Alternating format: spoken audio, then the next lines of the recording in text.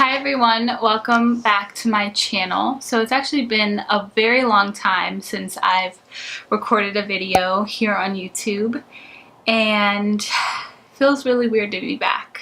Last night I was actually watching my old YouTube videos. I think the last one I made was in 2016.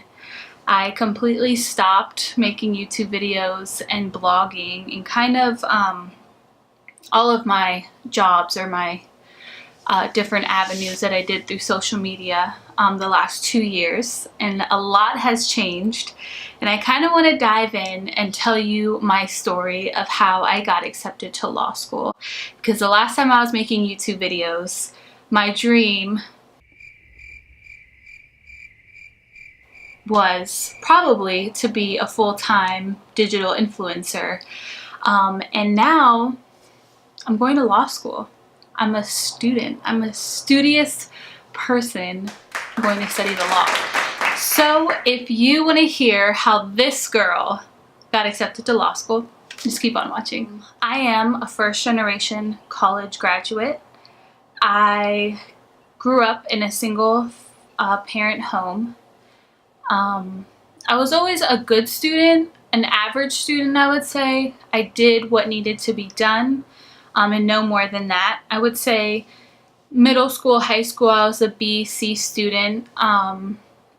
In college, it really challenged me, because if you're a B, C student in high school, you're either gonna kick it in high gear and become a B or A student, or you're gonna kind of fall behind. And unfortunately, I kind of fell behind, got very frustrated with college, and I actually ended up dropping out for a whole year because I was failing classes, I wasn't motivated, I wasn't passionate. I honestly was just like, whatever, I don't need school, I'm gonna focus on the social media thing. And that's kind of when I heavily got into blogging, YouTube, and the whole social media thing. And then I realized that throughout that whole process of kind of changing my lifestyle, honestly, not going to school, working full-time, doing blogging and YouTube things on the weekend and at night on the weekdays, I realized that it wasn't my passion, it wasn't my heart, it wasn't my purpose. My purpose is to help people, and I really wanted to work with people hands-on. I wanted to do something meaningful. Not that YouTube and social media and blogging aren't meaningful, but to me, I really wanted to change the world. I want to, get involved in people's lives, in the families' lives, in communities, in policy, in law, and really make big change. And I realized I needed to correct some mistakes. I need to go back, retake some classes, because if I want to do what my true dream is, I really need a college degree, and I really will probably have to go get a master's in something so I can keep climbing up the ladder and keep getting to the position of change where I could really make an impact. And not that I'm not making an impact day by day and little by little. I feel like I am in my own way, in my own sphere, but I really wanted to amplify that and take it to the next level. So I had to go back to college. I had to right my wrongs. I had to give up my social media influence, and that was a personal choice. That wasn't necessarily what had to be done, but I feel like I needed to focus on the one thing that was really important to me, and that was school. So it was really in those last 2 years of college where this idea and dream of law school kind of became a reality.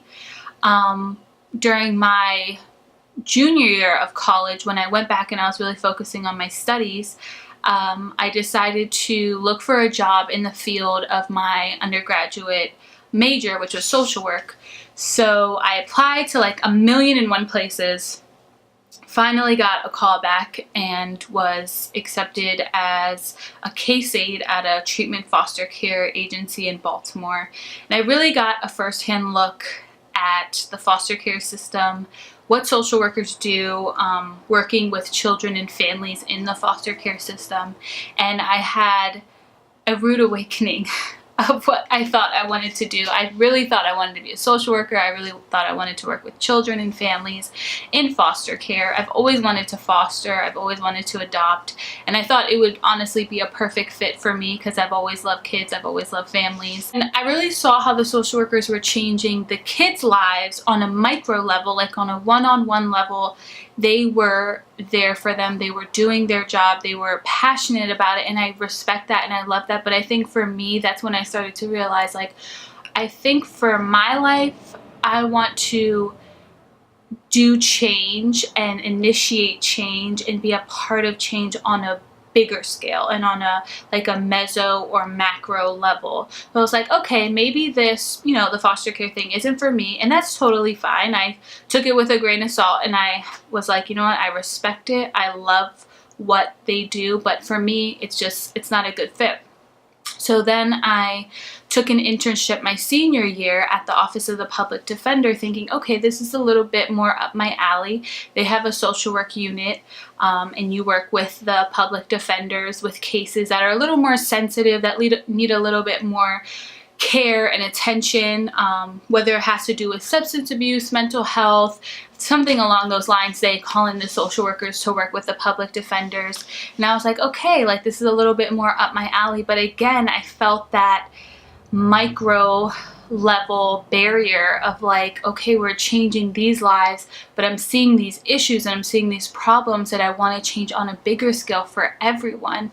And I think that's what really led me to say, okay, you know what, I want to check out some open houses for law schools and really know the law, learn the law. That way I can begin to have an impact on the law and be able to change it, because I'm seeing all these people struggling, whether it's in foster care with its children and families in the community, or it's, you know, people who have substance abuse issues and mental health issues that aren't getting the treatment that they need, and they're ending up in jail when they really need to be ending up in, you know, some type of treatment. And I'm like, it's so frustrating for someone like me when I just want to change it for everyone. And I loved being able to impact people's lives and impact their, you know, change the trajectory of their life and let them know that they matter and let them know that we care about them. That was an amazing feeling, but I just wanted to take it to the next level. So I started going to law school open houses and hearing, you know, what needs to be done to get into law school, and taking the LSAT and signing up for the LSAT. And I ended up having to take the LSAT twice because the first time I did horribly. So in a nutshell, I was raised by a single parent.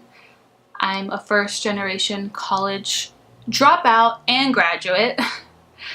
I had to take the LSAT twice. I don't have a trust fund to pay for law school. I'm actually a very soft-spoken person. I am not confrontational. I'm not argumentative. If you look at me, you probably think, oh, you would make a great social worker. You'd probably make a horrible lawyer. So I don't have the qualities of a typical lawyer. But with all that being said, I don't say that to diminish myself or to make you feel bad for me. I say it to give you hope for your own dream, that, you know, you may want to start your own business. Maybe you want to go to med school. Maybe you want to, I don't know, do 1,000,001 things. There's so many things out there for all of us to do. There's so much that needs to be done, and you don't have to have a perfect story to do it. You just need to be you. You need to be persistent. You need to be determined and not give up. But you just need to be you. Whatever it is that you want to do, you do not need the perfect story. You do not need the perfect situation to get it done. You just need to be you. You just need to stay determined, stay persistent, and let God do the rest. Jesus, help me. Help me, Lord. So weird.